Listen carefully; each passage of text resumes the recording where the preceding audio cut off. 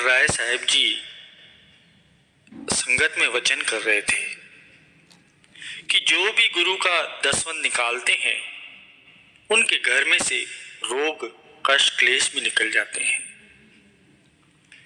तब ये वचन सुनकर एक आदमी जो कि बहुत ही गरीब था उठकर बोलता है कि महाराज, मैं तो बहुत ही गरीब हूं, मैं कैसे दसवंत निकालूं? तो गुरु महाराज जी ने कहा कि कितनी रोटी खाते हो? तो वो बोलता है कि महाराज 4। तो महाराज जी कहते हैं कि आज से तुम 3 रोटी खाओ और 1 रोटी दान दे दो। तो वो आदमी कहता है कि महाराज 1 रोटी से क्या होगा? तो महाराज जी कहते हैं कि तेरी 1 रोटी दान करने से एक दिन ऐसा आएगा कि तू हजारों रोटी दान करने वाला बन जाएगा। तेरी वही 1 रोटी बरकत देने वाली बन जाएंगी। वहीं दूसरी तरफ एक और सिख उठकर कहता है कि महाराज, मैं तो बहुत ही गरीब हूं, मुझे जहां 4 रोटी की भूख होती है परंतु मुझे 2 ही रोटी खाने को मिलती है, तो मैं कैसे दान करूंगा? और आप कहते हैं कि भवसागर से पार जाने के लिए दान करना बड़ा जरूरी है। तब महाराज ने उनकी पत्नी को बुलाया और उनसे कहते हैं कि बेटा, जब आप रोटी बनाती हो ना तो एक गुरु को वीडियो लाइक करना, सब्सक्राइब करना प्लीज़। बहुत मेहनत से मैं वीडियो में लेके आता हूँ दोस्तों आपके लिए। प्लीज़ वीडियो लाइक करना, सब्सक्राइब करना और सत्संग ये पूरा सुनना। चुटकी आटा अलग रख दिया करो और जब थोड़ा आटा इकट्ठा हो जाए तो गुरु के लंगर में दे आया करो। तब उस गरीब ने कहा कि बादशाह, 1 चुटकी आटे से क्या होगा? तो महाराज उन्हें एक घटना सुनाते हैं कि एक गरीब किसान जिसके पास जमीन का एक छोटा सा टुकड़ा था, उसे बड़ी ही मुश्किल से एक समय की रोटी मिलती थी खाने को। और उस किसान की झोपड़ी की छत पर चिड़िया का एक जोड़ा रहता था। तो उन्होंने एक दिन तय किया कि यह किसान बड़ा ही भोला है, इसे कुछ नहीं पता। हम एक काम करेंगे, हम इसके अनाज से 4 दाने रोज गुरु के लंगर में डाल दिया करेंगे। उन्होंने ऐसा करना शुरू कर दिया और धीरे धीरे किसान को बरकत होने लगी। तो इसी तरह हमें समाज में सिर्फ लेना सिखाया है, देना नहीं। दान करो तो ऐसे कि दायां हाथ करे बाएं हाथ को पता भी न लगे। अब कई लोग तो दान करते हैं परंतु दान करते समय अपना नाम लिखवाते हैं। ऐसे दान का कोई फल नहीं मिलता, बीज बाहर आ गया, फल नहीं बनेगा। तो उस किसान ने इतनी जमीनें खरीदी कि अपनी वो झोपड़ी तोड़कर कोठी बना ली। तो कोठी तो बनवा ली और चिड़िया का घोंसला भी तोड़ दिया। अब उस अनजान किसान को ये नहीं पता था कि ये बरकत आ कहां से रही थी। ये बरकत तो उन अनाज के 4 दानों से आ रही थी जो रोज लंगर में दिए जा रहे थे।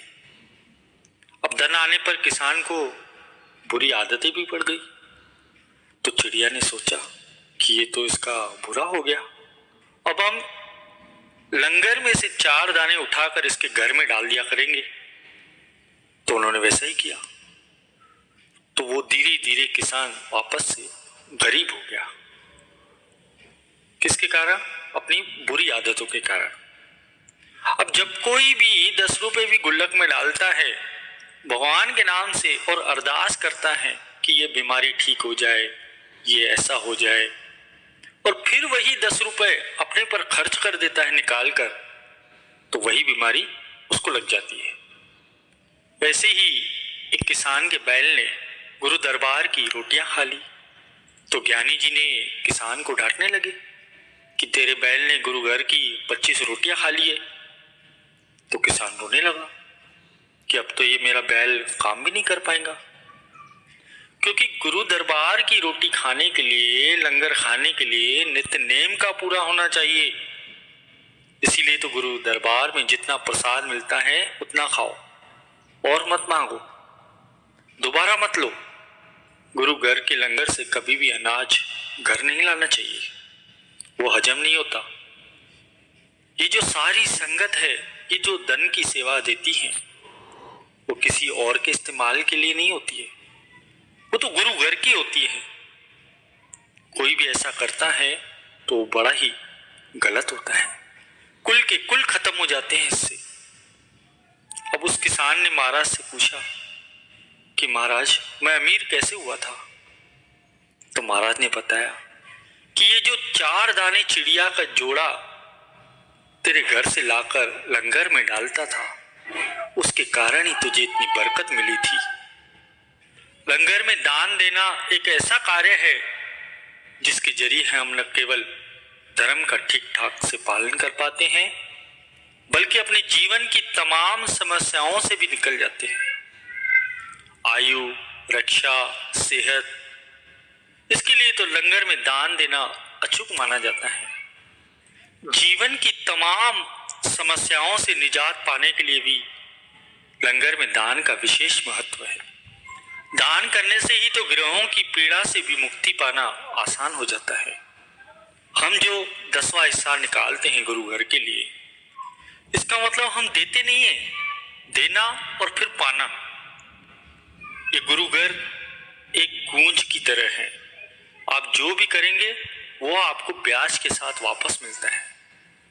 और जो 10वां हिस्सा गुरु घर के लिए नहीं निकालता, वो तो गुरु के लिए। एक बार ऐसे ही अमृतसर में लंगर चल रहा था, तो वहां लकड़ियां खत्म हो गई। अब सुबह का लंगर पकाना था, तो एक सेवादार लोगों के घर लकड़ियां मांगने गया। तो लोगों ने पूछा कि तू लकड़ियों के बदले हमें क्या देगा? तो सेवादार ने उनसे कहा कि आप जो भी मांगोगे सदगुरु आपको दे देंगे। तो एक ने कहा कि मुझे 4 किले जमीन चाहिए। तो सेवादार ने कहा ठीक है, आपको 10 किले दिए। अब दूसरे घर गया, तो उसने कहा कि मुझे एक बेटा चाहिए। तो सेवादार ने कहा ठीक है, आपको 2 बेटे दे दिए। अब ये सब बातें सुनकर एक दूसरे सेवादार ने श्री गुरु महाराज जी से शिकायत कर दी। तो श्री गुरु महाराज जी ने उस सेवादार से पूछा, भगत तू ऐसा क्यों कह रहा है लोगों को? तब सेवादार की आंखों में आंसू आ गए और हाथ जोड़कर गुरु महाराज जी से कहने लगा कि शहंशाह, आपके घर में किस चीज की कमी है?